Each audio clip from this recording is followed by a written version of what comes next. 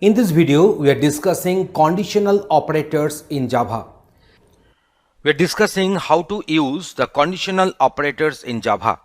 So here we have defined two Boolean variables, that is the bool1 and bool2, and another variable that is our result, res.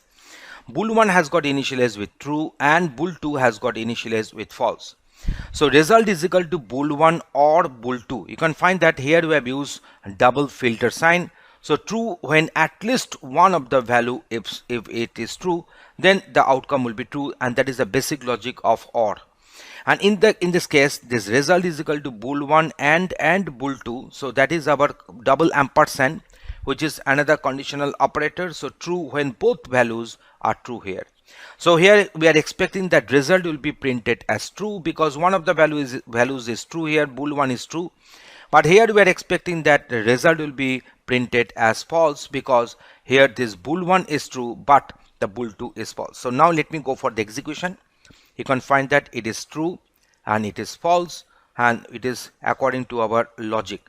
So now let me make it true here. Then what will happen? In the both cases, for this double filter, that is the and there is a double ampersand, that is our double filter is OR and double ampersand is our AND. In the both cases, in the both conditional operators will produce the outcome as true. So let me go for the execution. You can find that they are producing the outcome as true here. So in this way, in this demonstration with the proper example, we have given you the idea that how to use the conditional operators in our Java coding.